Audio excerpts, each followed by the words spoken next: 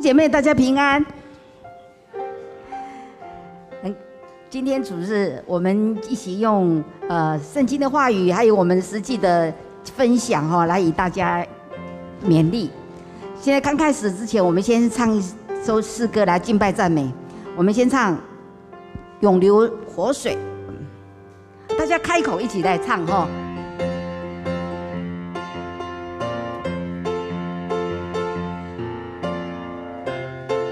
愿上帝生命的活水流在我们的生命当中。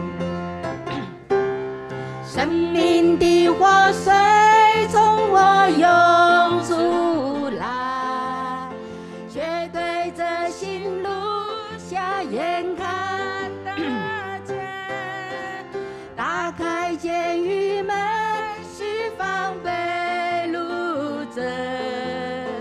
生命的活水从我涌出来，涌出活水，从我灵深处涌出活水，是我的泉源涌出活水，并赐给我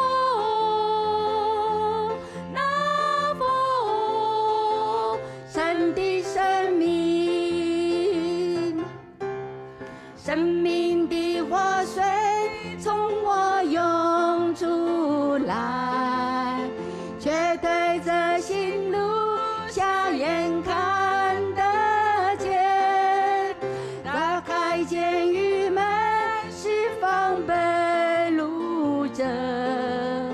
生命的活水从我涌出来，涌出活水，是我灵深处涌出活水，是我的泉源涌出活水，并赐给我那丰盛的生命。人民的活水从我涌出来，就对着心路瞎眼看得见，打开监狱门，释放被掳者。生命的活水从我涌出来，涌出活水，从我灵深处涌出活水，是我的泉源涌出活水，并赐给我那丰盛的生命。涌出活水，是我灵深处涌出活水，是我的泉源涌出活水，并赐给我那丰盛的生命。打开监狱门不是打开监狱的大门，他也不可能为我们开。打开监狱的门，我认为是打开我们内心深处，我们也有一道那个监狱的门，是我们在我们的生命的内心深处没有打开的那一道门。求神的光照我们，让我们把那一道门也打开，全然向神敞开，让神的话语呢成为我们的脚前的灯，路上的光。所以我们需要有主在我们的生命当中，因为他跟我们同行。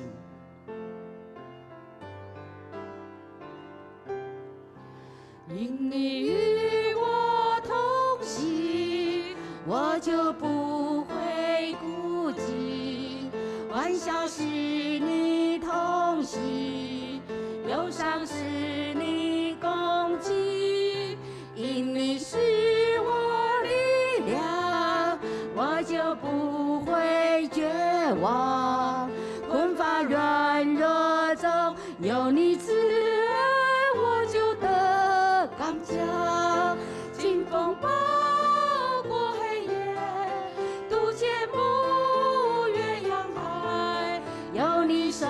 牵引我，我就勇往向前。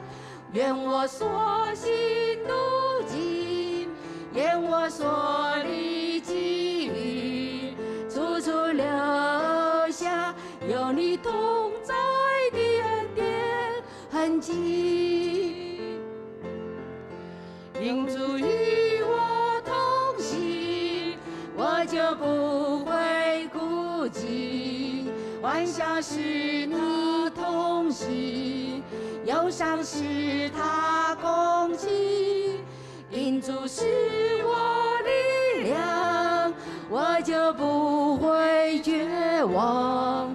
困乏软弱中有他慈爱，我就打刚强。经风暴过黑夜，渡阡陌远洋海，有主手牵引我，我就勇往向前。愿我所行路径，愿我所历际遇，处处留下有主同在的恩典痕迹。神未曾允许我们天色常蓝啊，花香常漫，常乐无痛苦。但是神允许我们行路有光，做工得喜。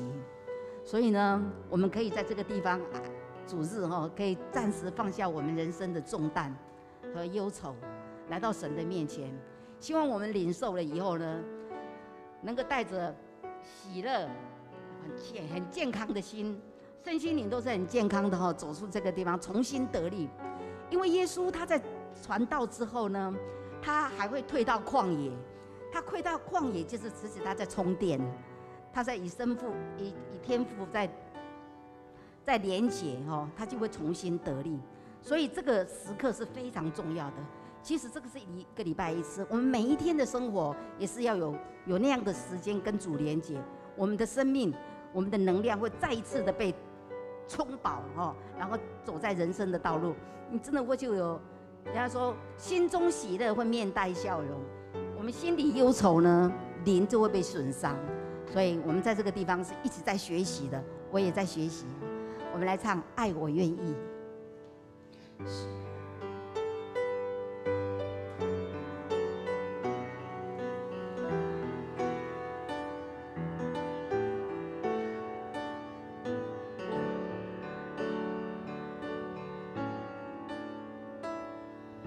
十字架上的光芒，温柔又慈祥，带着主爱的力量，向着我照亮。我的心不再隐藏，完全的白纱，愿主爱来浇灌我，在爱中的自由释放。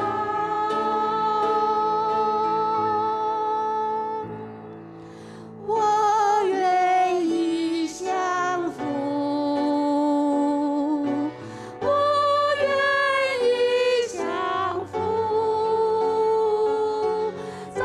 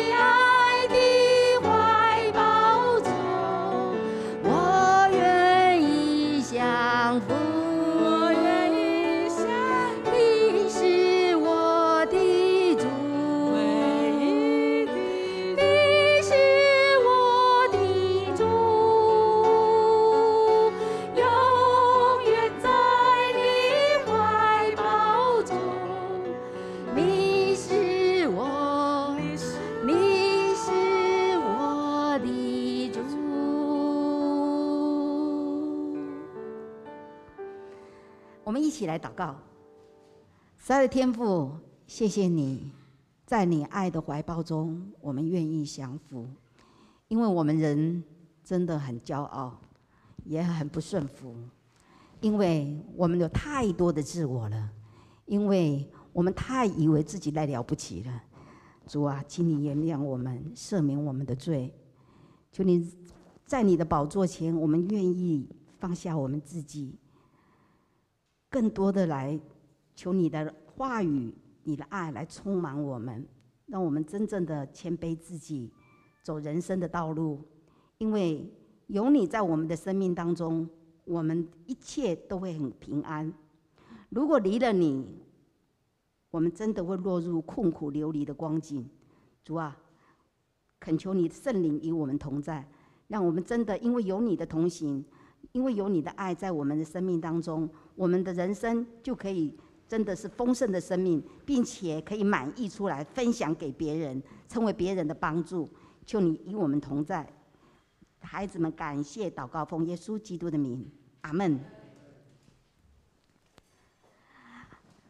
各位兄弟大家平安。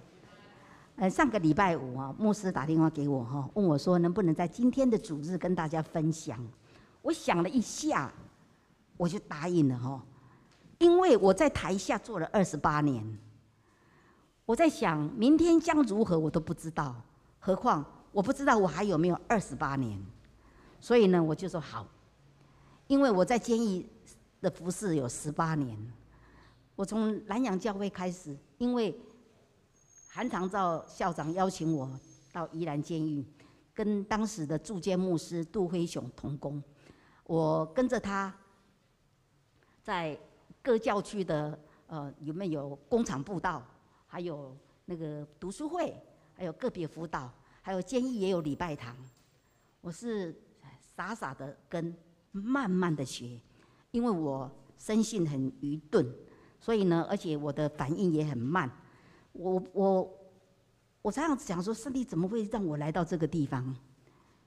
当我这样想的时候呢，其实是我自己早就有想要去了。因为黄明正牧师曾经在18年前的到我们这里，到我们教会来分享正道的时候，我坐在那里，我听牧师讲的时候，我就一直流眼泪。我就真的非常的对那个地方有很深的感动，只是放在心中。在教会学习操练10年，然后韩昌昭邀请我进，校长邀请我进去的时候呢，我进去那里的时候，我看到那些弟兄，我也一直流眼泪。牧师问我说：“你哭什么？”我说：“我看到他们好像看到我的哥哥一样，因为我的哥哥当时也在花莲监狱，因为毒品，所以我对那边的人有很深的那种负担也好，很深的一种爱也好，所以我对他们好像看到就是我的哥哥一样，所以我很爱他们哦。就是因为这样，所以呢，我很知道说，我这个地方就是我将来要来的地方，所以到现在到如今，我还是根深团契宜兰区会的干事。可以吗？哦，好，谢谢。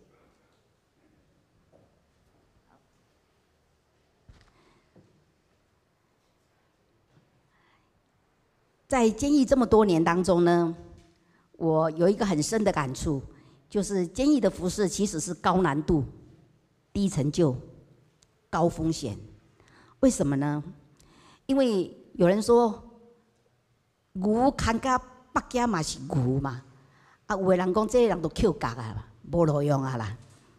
但是事实是安尼无，真正是安尼。所以犯罪的人越来越多。所以监狱越盖越多，宜兰监狱也盖了2栋很大栋，而且又快装满了。监狱的人越盖，监狱的人为什么会这么多？其实呢，除了初犯的之外，再犯、累犯、4、5次再犯再进去的人的比例非常的高，所以呢，里面是一直是重蹈覆辙的人，低成就。在监狱里面的同学呢，他的个性，还有他的习惯，其实都已经定型了，都弄大人。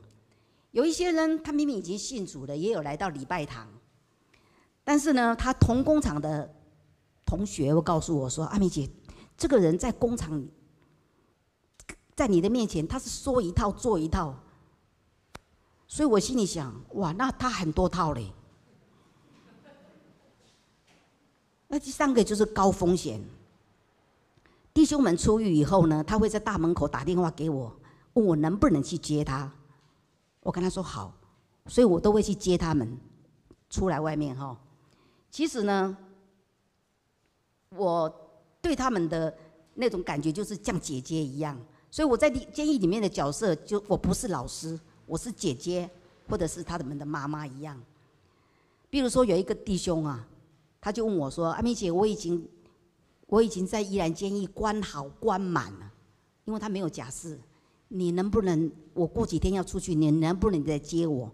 我愣了一下，因为他是性侵又加强盗的。后来我说好，结果呢，他期满的那一天就被警车直接送到台中的培德医院，因为他要再接受心理的那个治疗，没有通过。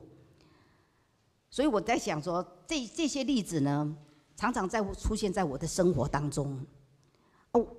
我也会问我自己：你那架好大？其实，在做这些事情的时候，我的内心是很平安的。虽然我们在里面有危险，但是我们依然还要继续做，因为我们是基督徒啊。而且呢，基督徒就是要进入世界，进入人群，甚至进入狼群，有时候会受伤，而且呢，常常会失望。但是呢，我就是要把这些人呢带到上帝的面前，让上帝把这些羊、把这些牛、把这些狼变成羊。如果我们没有私心呢，而且我们懂得把这个荣耀归给神，而且神就会把他的平安留给我们。所以在监狱的服事里面呢，我们用这种的爱来跟他们分享，这些人他们都会很感动。高风险的事情还很多，我不能多讲，因为我先生在台下，他知道的话，他以后叫我不要再去了。好，那我今天要跟大家分享的主题就是跟主同行，做主的工人。所以我们一起来看圣经。麻烦辉老师念哈。好。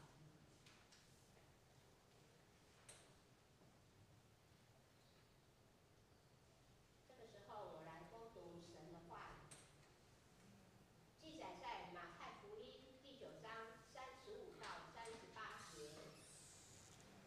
耶稣走遍各城各乡，在他们的会堂里教导人，宣讲天国的福音。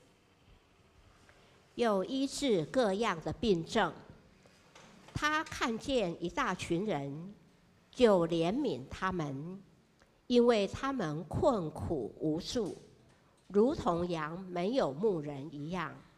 于是他对门徒说：要收的庄稼多，做工的人少，所以你们要求庄稼的主差遣做工的人出去收他的庄稼。愿神的话语铭刻在我们心中。有爱才有羊，这是真的。天使树的有2个小朋友哦，子恩子又有来到主日学。他本来今天呢，阿嬷要带他去监狱看他的爸爸妈妈，他的父母都在监狱。但是因为呢，他去年的天使树哈，我们把他带到他接受礼物以后，他把他带来教会，教会的兄姐都对他充满了爱，所以这个2个孩子非常喜欢来。甚至昨天晚上，阿嬷跟我说，叫我今天不要去接他，他要带孩子去监狱看父母亲。但是呢，今天一大早，小朋友打电话给我说，叫我一定要去接他们。哦，他要来教会，他一定要来教会这样子。他的阿嬷接着说，他就一直要去说，早上去教会，下午再去看爸爸妈妈，去教会比较重要。所以我听了很感动，因为我们有爱他，他就喜欢过来，所以有爱就会有羊。从刚才的圣经这段话里面呢，我们知道主耶稣他走遍各乡各城，看见许多困苦流离的人之后呢，他对门徒说的话，他当日呢满心怜悯的把他的负担呢告诉门徒，就是为了让门徒呢体贴他的看见和感受，并且要门徒与他同行。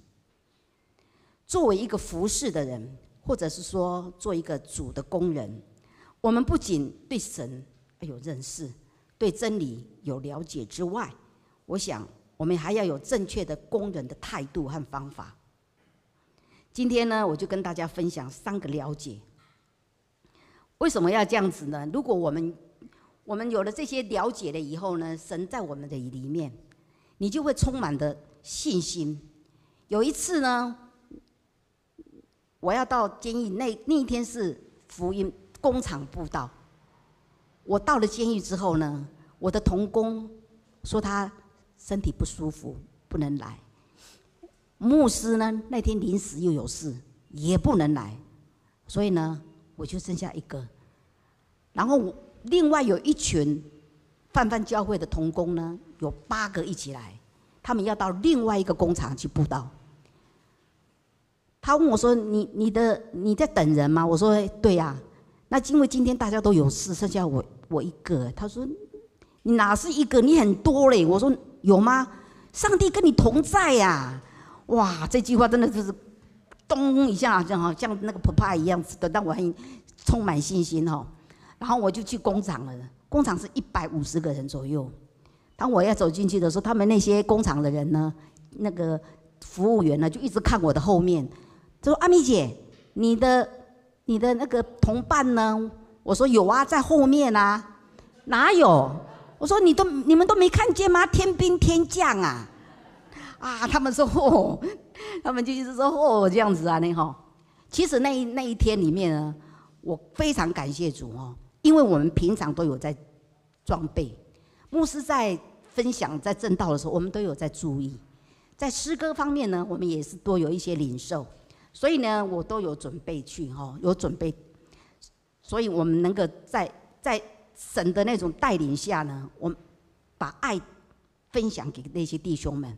所以呢，他们也很感动，我自己也很感动。所以我要跟大家分享的是，上帝的话呢，是真的是我们脚前的灯，路上的光，不是在说我们自己，而是把神分享给大家认识和接纳。刚才的这段话里面呢，也就是说，我们要有主的眼，第一个要有主的眼光，还要有主的心肠，还要有主的脚踪哈。有主的眼光是什么呢？看见主所看见的，看见人的需要。人是看人，那神是看人的需要。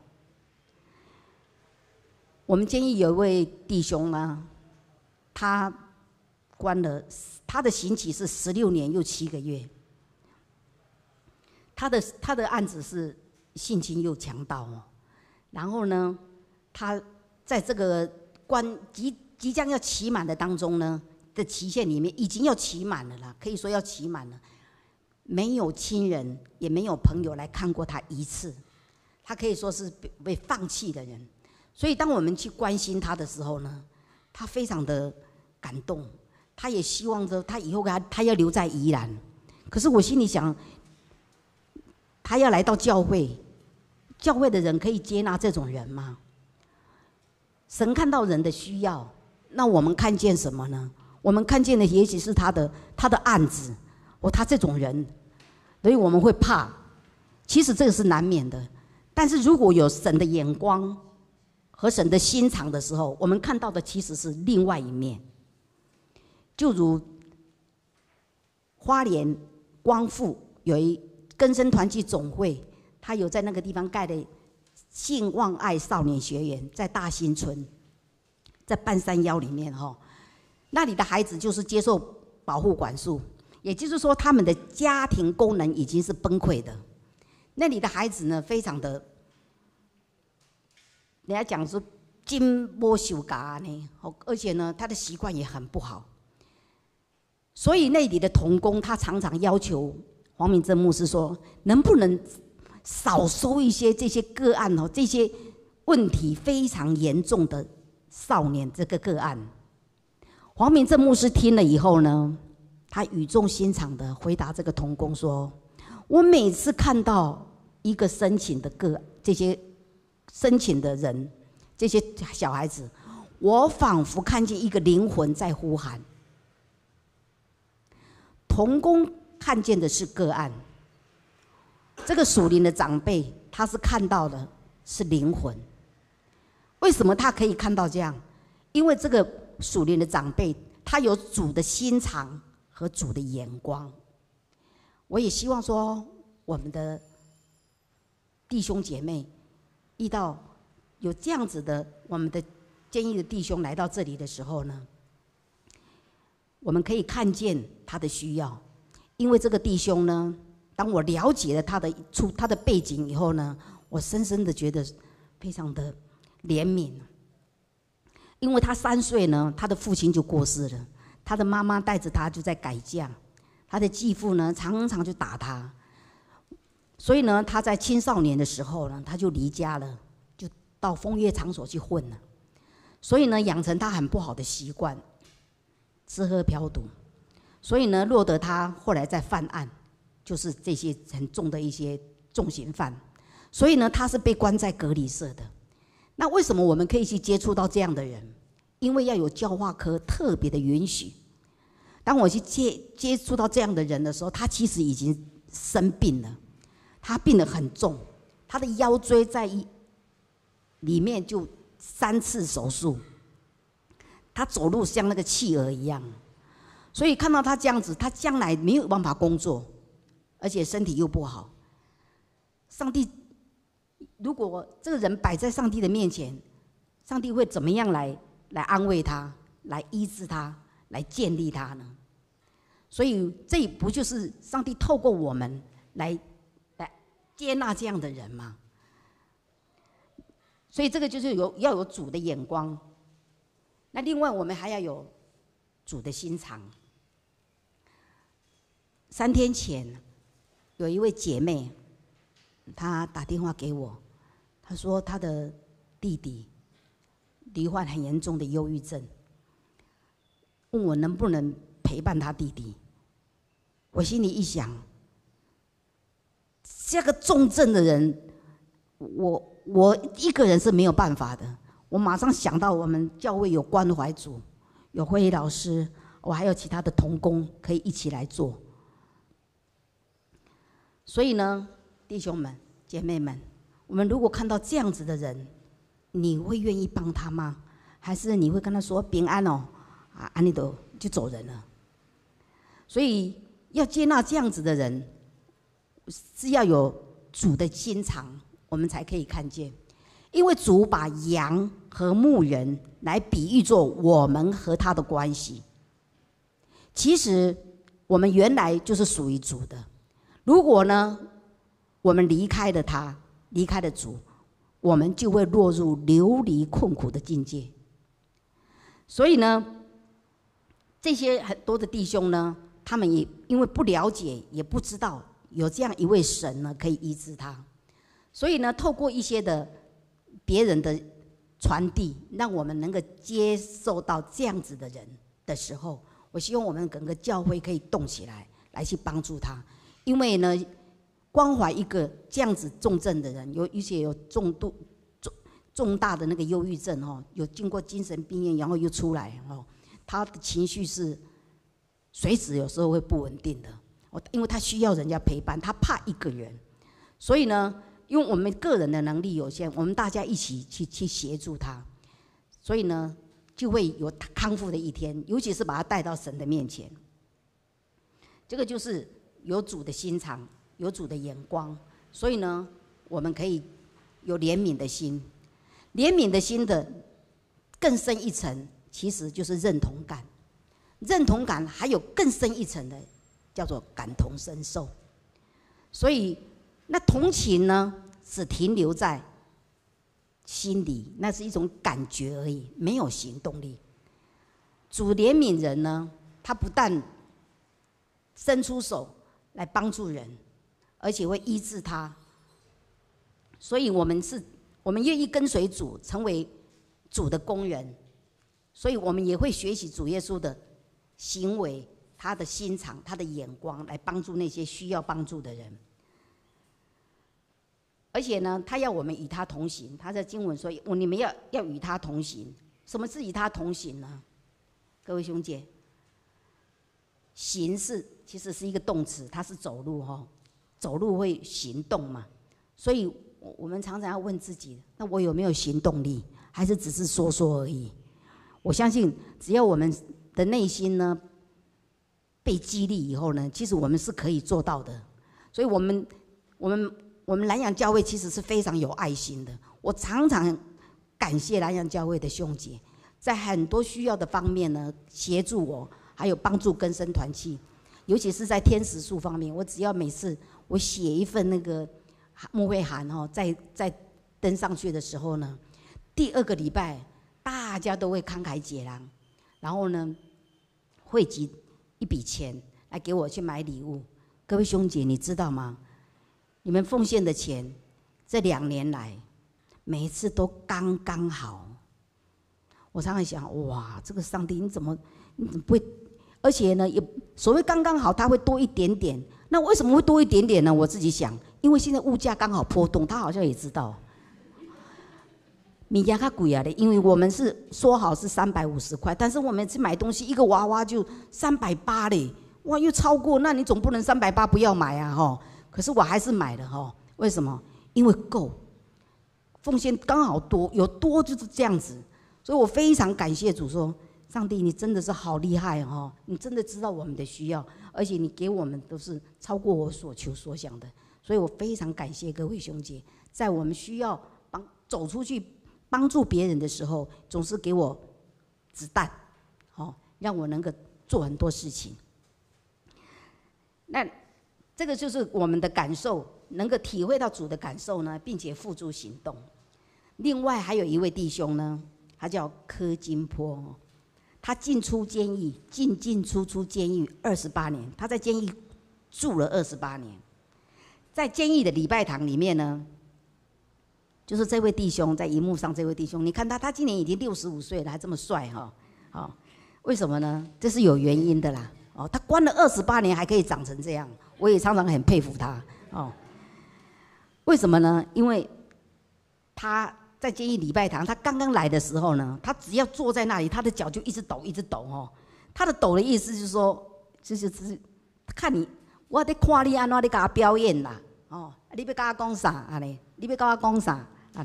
他那个意思就是这样子，就没规矩啦。后来有一天呢，他告诉我，他说阿明姐，我女儿很久都没有来看我的，她好担心，她女儿是不是出事了，出代志我跟伊讲这我嘛唔知，你要祈祷求上帝给你保守恁查某囝平安将无嘛回配给你安尼啦他真的就祷告了，很快的，他女儿就写信来告诉他说，爸爸，因为他生病了，他的女儿生病了，也一直都没有办法上班。所以呢，就没有办法来看他，他让他知道的他近况，所以他就安心下来。但是从此以后呢，阿波特就很主动的愿意学习、祷告、读经。当他期满呢出来以后呢，他问我他可以做什么？我说你因为毒品嘛，你现在已经关那么久了你也知道这些的心路历程。你非常适合去协助戒毒者戒毒，所以呢，我帮他转介到台东的晨曦会。晨曦会一般都是在山里面而且呢，他门是没有关的。你要来这边戒毒的人呢，不习惯你可以离开。里面没有电视，没有其他的书籍，只有一样东西叫圣经。所以他是用福音来戒毒的。阿波进去那里以后呢，他协助陈真修牧师做戒毒的工作，帮助那些弟兄。因为戒毒的人刚开始的那个心理的、生理的反应是很强烈的所以需要一些有经验的同工。阿波在台东的晨曦会待了1年半，然后呢，他又到屏东的晨曦会待了1年半。在这些日子当中呢，他能够静得下来，因为在那个地方真的是非常的无聊。但是呢，他会在那个地方又一直在充实自己，并且呢，付出行动来帮助那些弟兄们。所以他说，他看到那些妈妈们呢、满头白发的妈妈们带着那个儿子啊，把他用又是半推半拉的这样把他带来晨曦会，他的内心非常的感动，也想起自己的妈妈，因为他妈妈的过世，他还在用毒品。妈妈过世，棺木还在家里，他带着手镣脚铐回家，警卫在旁边，在门口等他，他在里面，他还叫他的朋友拿毒品进来给他打。打完以后呢，还带一些回去哈。我说你怎么可以再带回去呢？我说你放哪里呀？放哪里？你想嘛，还能放哪里？对不对？对，所以呢，他真的就这样。后来被监狱查到在他房间里面有查到所以他又因为案中案，再一个4年所以因为这样子，所以他没有办法改。但是他今天可以做成别人的帮助呢，是因为他的生命真的是支离破碎，神把他建立起来的，所以他愿意帮助别人。在屏东的晨曦会，他也在待了1年半之后呢，他在晨曦会一共3年。他到台北的更生团契的总会接受装备，黄明正牧师呢，在2年后呢，就派他到花莲的信望爱学园去帮助那些保护管束的孩子。那些孩子们，就我刚才有提到的家庭功能是已经崩溃了嘛，然后个性呢，还有习惯呢，都已经是不好的，所以必须要被矫正。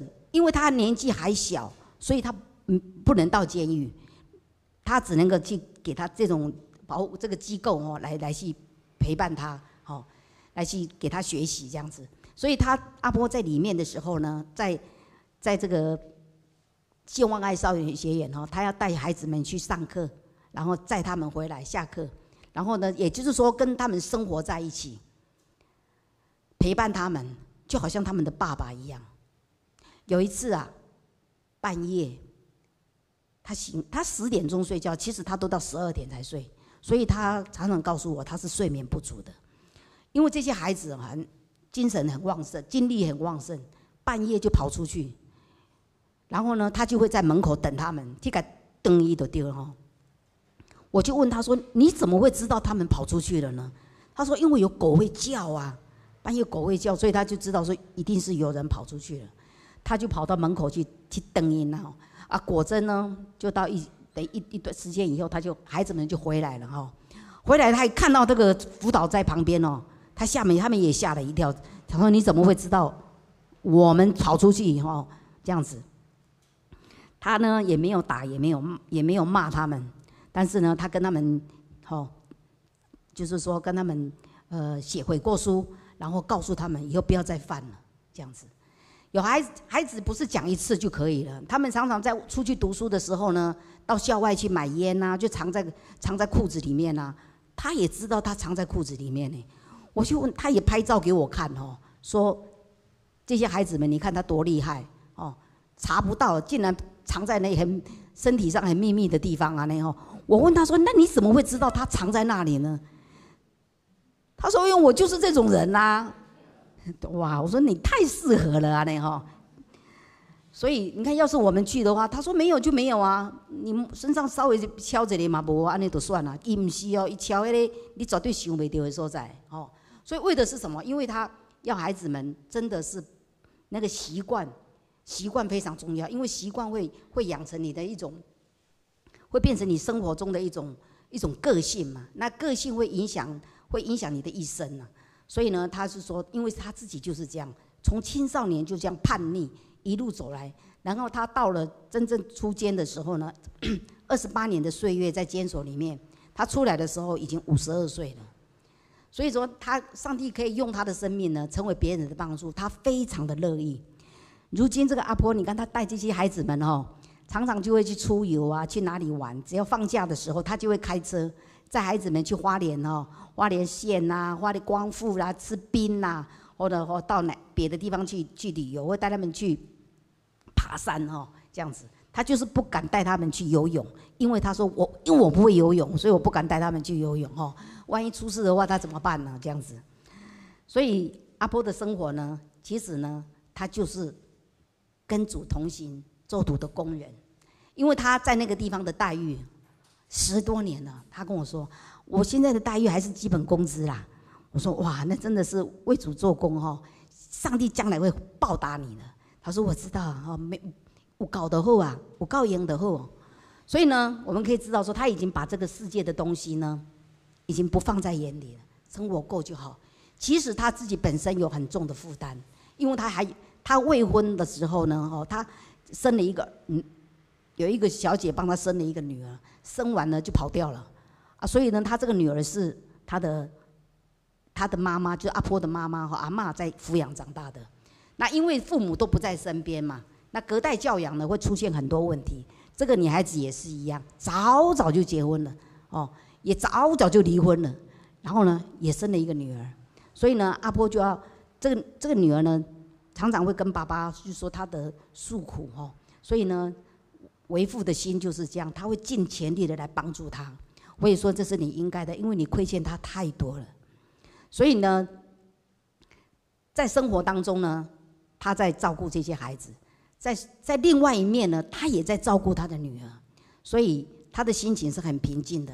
我问他说：“那你即将要退休了，60几岁了，那你要去哪里呢？”他说：“我已经看好一块地了，一个月租金400块，我会使地，因为会使地下起一间迄个铁皮屋吼，铁皮屋我底下迄个大新村迄个所在，迄个山边啊。”底下生活，我会使底下饲鸡，会晓种菜，底下生活，环境真好，所以上帝会祝福他，我也祝福他，所以我们成为一个很好的属灵的同伴也好哈，在我们的生活当中呢，常常会互相的在勉励。到目前呢，我们还跟他，我也跟他保持联络。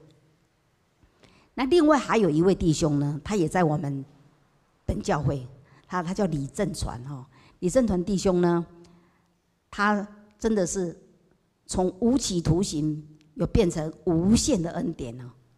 无期徒刑的人，如今有无限的恩典，为什么呢？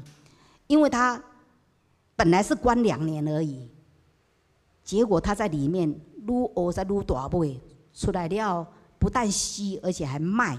这个时候以前是这个刑期是非常的重的，就是无期。所以呢，他在即将要出狱的时候呢，即将要出狱了哦，他才收到离婚协议书，他心情非常的痛苦。我都要出去了25年了，你为什么这个时候离婚协议书才寄给我呢？他百思不解，很多的信都石沉大海，让他更加的沮丧。但是呢，因为他在监狱里面已经养成一种非常好的习惯，抄圣经。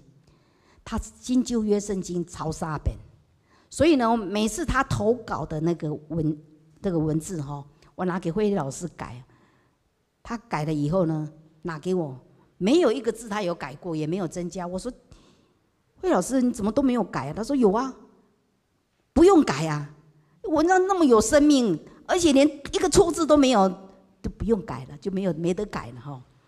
所以是不是真的那么好？是真的。因为呢，因为他就签给他了哈，他就签给他的前妻这样子。后来他出来以后呢，他要出来的时候也是一个很奇妙的一个过程哦。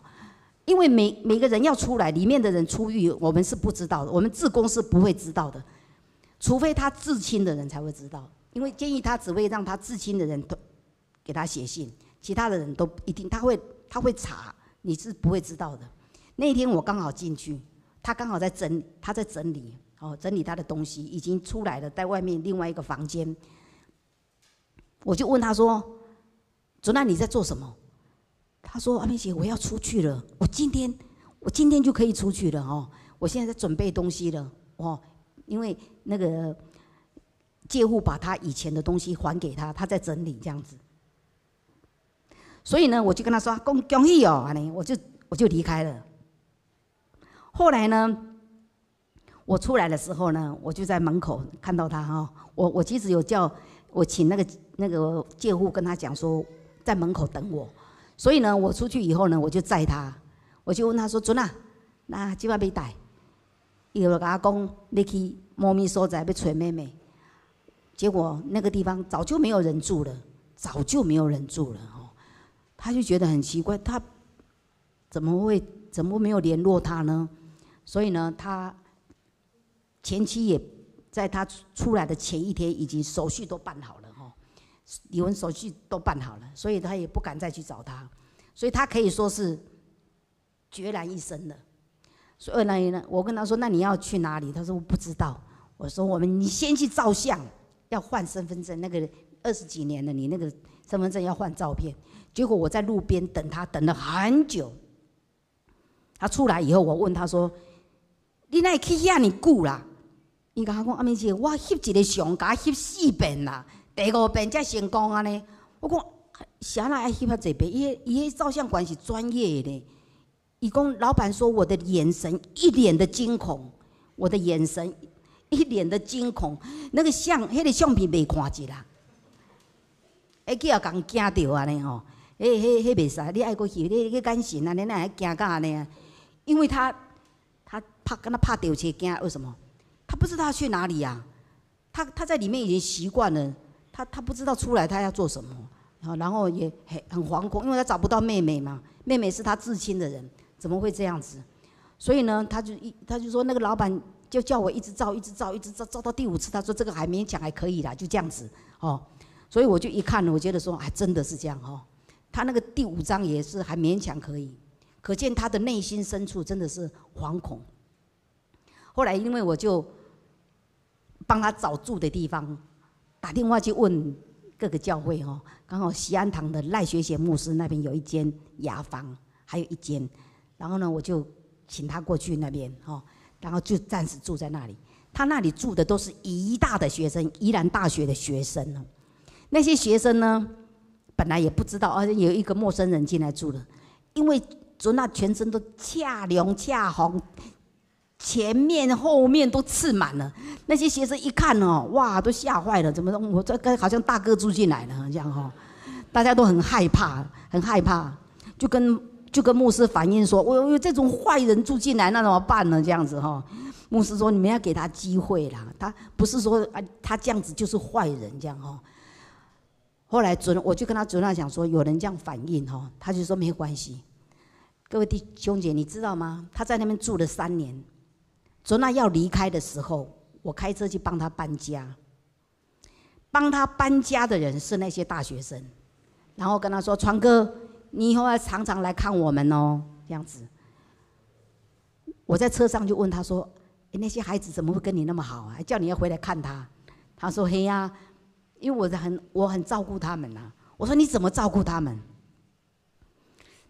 他说这些孩子们很容易就肚子饿了，哦，明明是刚吃饱，等一下又饿了，我就去煮面给他们吃，而且我煮了一大锅，而且这个东西的材料费都是我自己出的，我煮给他们吃，给他们回家吧。那他们的垃圾呢，常常没有时间处理，我都把他们弄得干干净净的。然后呢，公共区域呢都是他在打扫。他们太晚睡，我都会跟他们说：“孩子，早一点睡，明天要上课，不然你爬不起来哦。”这样子，虽然你的父母亲不在旁边哦，但是你还是要早一点起来，不然的话，明天早上又请假了，不好。所以他跟孩子们的关系呢越来越好，因为爱，所以这些孩子们呢也很爱他，跟他说：“川哥有空要回来看我们哦。”这样子，所以准那他到后来的他用他的行为去改变人对他的观点。他现在呢，也是一样。他有空的时候呢，他就回去撞回他的岳母那里。岳母自己一个人住哦，又有一点失智，所以呢，他常常回去买东西啦、煮东西啦，给岳母吃。然后呢，岳母养了一堆的一大群的鸡他也帮他处理。台风来了就留在那边陪岳母在那个地方，在家里面因为狂风暴雨撞毁那个地方，首当其冲老人家其实是很害怕的，但是因为囡仔大汉拢死给出国无回来，所以准娜的出现，准娜的陪伴，让这个岳母呢非常的安慰。他甚至叫他女儿回来，然后呢说你这个先生真的改变，我给你背书挂保证啊呢。所以呢，目前的生活呢，我们可以看见这个照片准娜的太太，还有他的孙女，还有女儿，还有儿子呢，也都回来在他的身边。我常常告诉他说：“准娜，你看，你信主以后呢，上帝对你这么样的大的恩典你所失去的，他还给你，而且给你更多、更好的。你说呢？”他说：“真的。”所以他非常感谢我们教会的接纳，可以接纳他这种无期徒刑的人，然后呢，给他一个机会，让他有属灵的大家庭，可以在这个地方。慧老师呢，和我有时候也会过去，他在开拉拉车，他在开拉拉车的当中呢，他也曾经出过一些事情因为拉拉车呢是很好玩的，那因为很多长辈呢出游就会去坐，那因为长辈呢有时候呢因为很兴奋，旁边有人在照相，他一不小心呢掉下来了，掉下来呢他赶快呢第一时间就赶快送医到阳明医院去。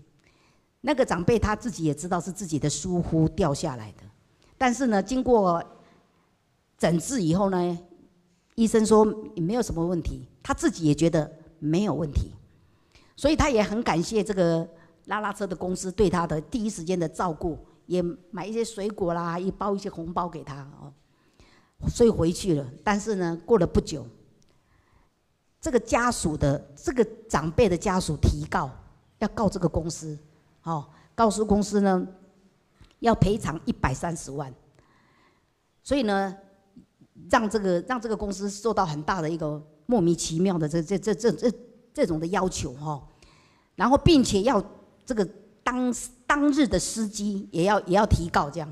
那当日的司机就是准娜，因为他还在报这个关户当中，因为无期徒刑的人出来，他有10年的观察期，满10年以后，你这个假释呢才可以取消掉。如果这个10年当中呢，你有一次判刑确定，哪怕只是几个月你都要撤假，叫做撤销你的假释，你还要重新回到监狱执行25年的甚至更久的一个刑期。所以他如果再进去，他跟我说他可能要判监刀案的入面，所以如果是这样子的话呢，他给他的一种打击是很沉重的。但是因为慧丽老师给他的鼓励就是你要勇敢的面对上帝会在这个案子当中呢显出他的公义来。所以呢，他老板本来愿意承担这个责任，就是说当日的司机就是我。所以但是那个准娜他告诉老板不要这样子，司机就是我，如果真的要我出庭呢，我会出去的不用为我掩护这个。所以呢，他很勇敢的来面对这个官司。他的公司呢也非常的体谅他，所以他的生命的改变呢，让他能够即使要面对这样子的事情的时候呢，他还很勇敢，而且很平安。我希望说，上帝能够在这个事情当中呢，将伊的平安赐予伊的规家伙将伊的公义彰显出来。以上呢，就是我在监狱里面的个案也好啦，我这个一些的花絮也好了所以希望各位弟兄姐妹们呢，真的可以一起成为我们在生活当中，在属灵的这个大家庭里面呢，大家一起努力，一起关怀。而且呢，德蕾莎修女也说，只有爱是分享的越来会越多。所以呢，我们可以从我们身边的人开始做起，我们不一定要到宜兰监狱，但是我们可以从我们生活的周遭开始，我们可以知道说，哇，你跟他谈了以后呢，你就会知道他真的是已经熟了的庄稼，可以去收了。那主也是说，庄稼熟了，但是工人很少，所以我们就是他的工人，不是吗？所以呢，从我们一起关怀、一起行动、一起服侍、一起做主的工人，这就是我们今生最大的使命。我们一起来祷告。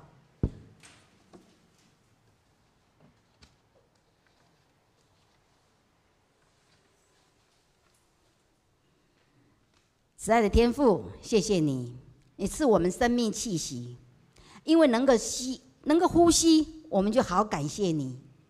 我们也愿意回应你的呼召，并且也学习体贴你的看见和感受，让我们爱人不要停留在同情，而是真正的付出行动。爱就是给需要的人关怀、温暖和帮助。我们是你的工人，这也是我们一生最好的职称。也愿我们能够成为一个称职的工人，求你帮助我们。我们这样子祷告、感谢，都是奉靠耶稣基督的名，阿们。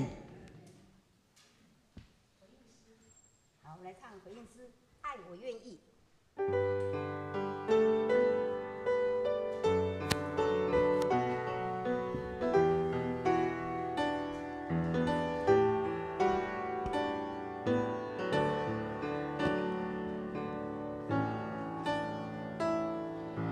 十字架上的光芒，温柔又慈祥，带着主爱的力量，向着我照亮，我的心不再隐藏，完全的摆上，愿主爱来浇灌我，在爱中的自由释放。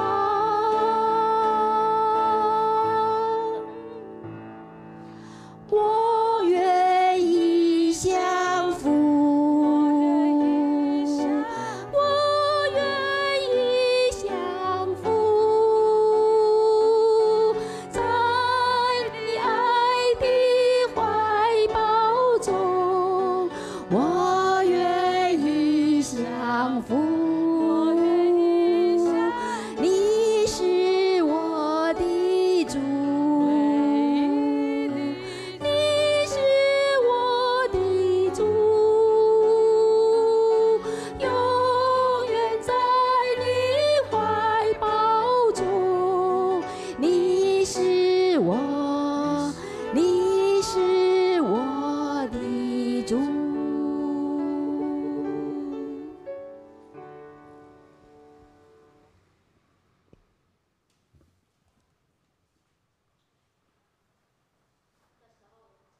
请大家起立，我们用使徒信经来做我们信仰的告白。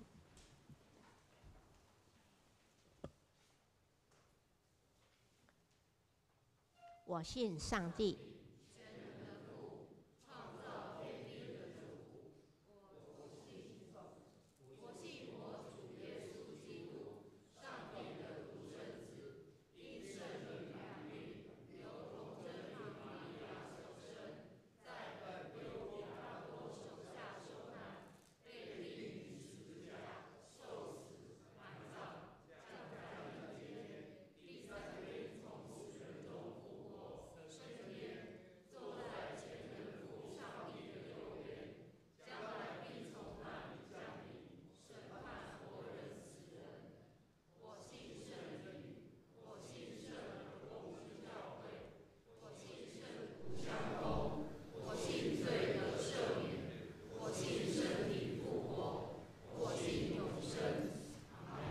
请坐。这个时候，我们感恩奉献，请建民执事、庄训执事。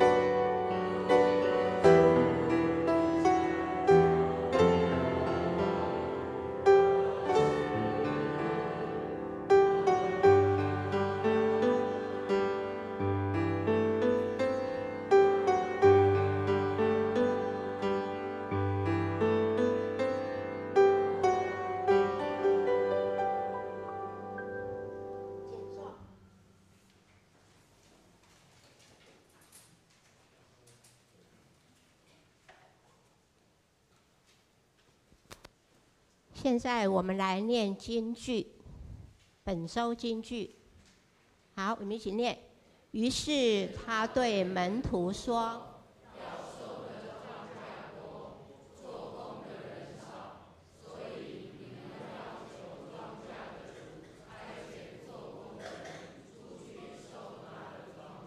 再一遍，预备起。”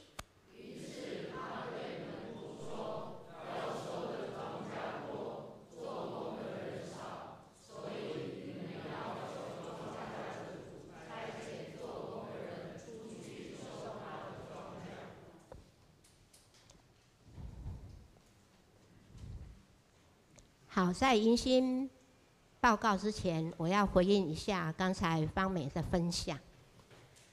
我常常对芳美说：“我说芳美，我做的服事哈，每个人都看得见，因为每一周都有牧会函，我做了什么，我都会写在牧会函。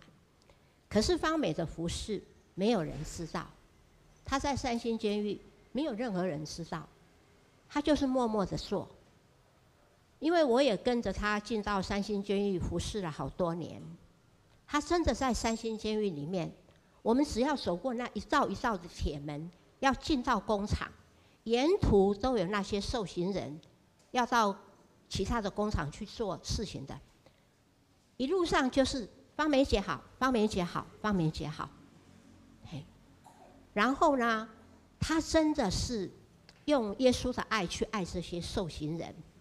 就像他刚才说的，他的工作是高风险的，因为很多虽然这个听起来，也许我现在讲一个好像是笑话，可是真的就是那是需要勇气的。有一次有一个性侵的，他要出狱了，他请芳美来载他，芳美就愣了一下，那个受刑人马上跟他说：“你不用怕啦，我不会对你怎样啦。”好，所以呢。真的，因为你不知道这些人他下一个动作会做什么样子的动作，我们不知道。可是芳美就是这样子在爱他们。哪一个人的户头里面没有钱了，芳美就放300块进去，都是他自己出钱哦。那秀和在后面呢，真的是出钱出力，何丽玉也帮了很多的忙。好，我们真的是看到有很多的好同工呢，在帮助这个芳美做这些事情，好，所以我们每次都会觉得说，好像慧丽老师做了很多，没有，其实芳美做的才是很多，好，那我们就是在背后，好，我们大家一起，像他如果说有天使树需要我们大家一起，那我们大家就赶快，像这几年我们教会真的是就是这样子，倾囊相助。那芳美每次都会跟我说，她非常的感动，好。再分享一个笑话哈。有一次，芳美就问一个弟兄说：“啊，你最近拢在创啥？”伊讲：“阿美姐，我最近拢在很乖啊。”还有一个有一个受刑人，他要到圣母医院去看病就要借护嘛，手镣脚铐所以呢就坐着轮椅嘛就到医院去了。那小朋友看到那个受刑人要就医，那个小朋友就对着他妈妈说：“妈妈，你看坏人，坏人。”所以他愿意去服侍是这样子恰容恰红的人然后我们真的这个请秀和放心上帝一定差派天使天军在芳美的四周围保护照顾他。因为我们为神服侍，神一定负全部的责任，保守我们平安。好，我们谢谢芳美，我们给她一个鼓掌，掌声。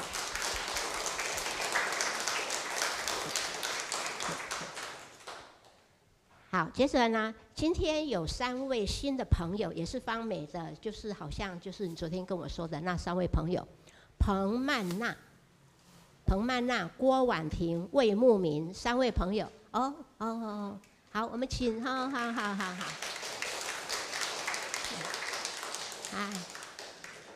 好，这3位好像就是好，我们就是欢迎他，好，我们教会一起来帮助他。另外，今天在招待桌上备有丽云、冠廷昨天结婚的喜饼，好，我们会后大家一起来享用。好，接着我们来看这个报告了哈。报告事项：第一，本属日上午在北部有举行这个马街150周年的这个联合的庆典啊，那我们教会有40位的兄姐参加，我们求主保守他们都出入平安啊。第二，这个小会的议决我们自己看，还有这个长执会的议决2跟3，我们都可以自己来看哈。接着我们看第4，下主日是妇女事工纪念主日。礼拜中有所有的这个服事都是由妇女团契来担任，好。然后第5，我们要预备下一季的这个行事历，我们可以交给这个家军。第6， 3月26日的下午3点，魏双训要跟林祖维姐妹这个结婚感恩礼拜，好，欢迎兄姐一起来参加。第4，4月16日晚上，在运动公园有爱在4月天的福音见证会，然后17号在我们教会也有，17会有2位艺人会到我们教会来做这个见证的分享，所以我们请各位兄姐大家预备心想看看有哪些人是我们想要这个福音朋友可以带他们来参加好，接着我们看肢体消息。第一，3月7日在双联教会有一个研习，那我们牧师要去参加，好。然后3月9日，第二，3月9日下午7点半，在台北有一个音乐会，那如果想要去听的话，我们可以跟干事来登记这个索取这个票第三，3月14日在济南教会有一个通常的这个会议啦，他们我们长老会的会议，那牧师跟代议长老冯长老会参加。第4，3月29到30日七星中会松联部有举行这个灵修会费用每一个人3600，如果我们想要去的话，我们也请跟副会长李淑慧来接洽以上报告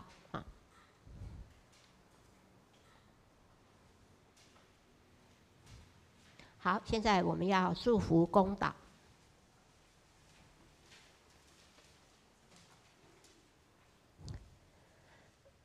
慈爱的天父，最近全世界都聚焦在俄罗斯和乌克兰的战争，战争没有赢家，受害最深的永远是无辜的百姓。求主耶稣亲自在战火中赐下平安，安慰所有受伤、死亡的灵魂，也求主赐给逃难的百姓有足够的粮食和资源，更求主早日平息这场战争。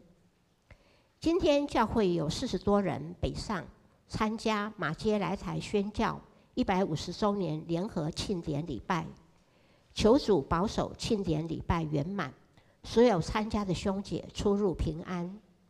我们除了缅怀马街为主舍己的生命，是不是也应该学习他焚而不毁的精神，献上自己当作活祭，为主来宣扬福音？主啊，4月16日晚上在运动公园将举行爱在4月天福音见证音乐晚会。4月17日在本教会也有基督徒艺人分享生命见证，求主感动兄姐为这个活动祷告，并邀请更多福音朋友来参加，一起为主赢得更多得救的灵魂。主，在座兄姐各有各的难处，有的经济拮据，有的病痛缠身，有的担心儿女，有的夫妇关系疏离，都求主亲自解决他们所面对的难题。主啊，前几天曾心培在选拔赛中14韧带断裂，求主医治，后续的复健之路也很漫长，也求主赐下够用的恩典。亲爱的主，当乌克兰遍地烽火，污毁人亡之时，我们却能安稳地在你的圣殿敬拜你，这样浩大的恩典，我们无以为报。从今天开始，我们不要再抱怨，用感恩的心，每天数算神的恩典，并把感恩的心化为具体的行动，多多去关心周遭有需要的朋友。我们这样祈求祷告，奉靠耶稣基督的圣名，阿们。好，我们起立，一起来唱祝福歌。